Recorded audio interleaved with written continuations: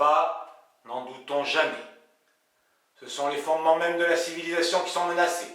Dès que notre chère compagne douce et aimante commence à quitter la réserve feutrée où notre juste raison l'a parquée, pour aller se vautrer dans la décadence génicocratique, où d'immondes viragos en talons plats se mêlent de conduire elles-mêmes la barque maudite de leur destin sans mal, avant de sombrer corps et âme au cœur glacé de ces existences sans grâce et sans révérence, où nos sœurs perdues s'abaissent et renient leur condition féminine, jusqu'à porter elles-mêmes leurs valises pleines de stérilés.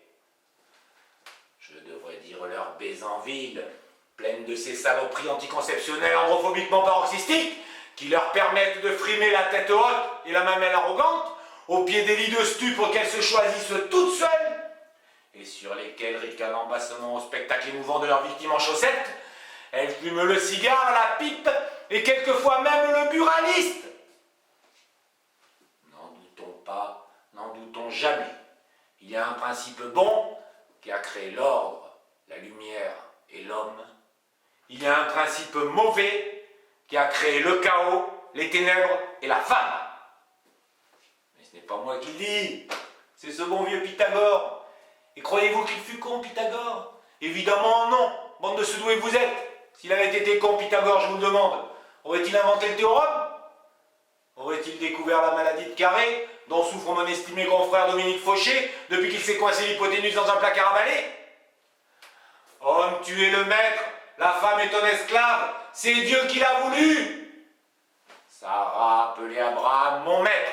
Vos femmes sont vos servantes, vous êtes les maîtres de vos femmes. Là encore, Dieu me tripote, ce n'est pas moi qui le crie, c'est le grand Saint Augustin. Saint Augustin qui ne l'oubliait pas, cher frère mal qui m'écoutait, est le véritable fondateur de la vie cénobitique. La vie cénobitique à travers laquelle les moines ont prouvé au monde que seule une vie sans femme pouvait permettre à l'homme de toucher Dieu.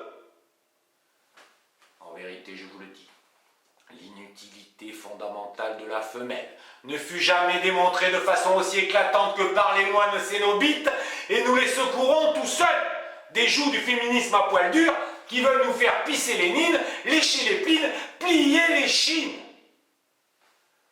En tant qu'individu, la femme est un être chétif et définitivement défectueux. Là encore, ce n'est pas moi qui le dis, c'est saint Thomas d'Aquin, l'inventeur de l'eau oxygénée à 30 volumes, la meilleure. Un volume de Ricard, 2 volumes d'eau oxygénée, c'est l'extase avec des bulles. La femme, écoutez bien, Bécasse royanaise, la femme est le produit d'un os surnuméraire.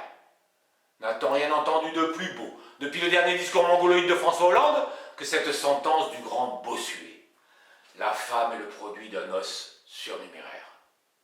Ah non, mesdames et messieurs, on ne peut pas dire qu'il disait des conneries, l'aigle met le doigt, quand la moutarde de mots lui montait au nez. Pardonnez mon emportement, mais dès l'adolescence, à l'âge des premiers émois du cœur et des premiers boutons sur la tronche, j'ai été frappé par cette révélation brutale du grand orateur sacré que fut Bossuet. Auparavant, je pensais naïvement que c'était les garçons qui avaient un os en trop.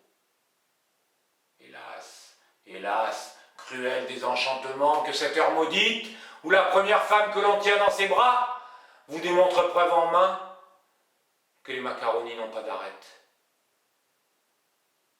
Sic transit gloriam.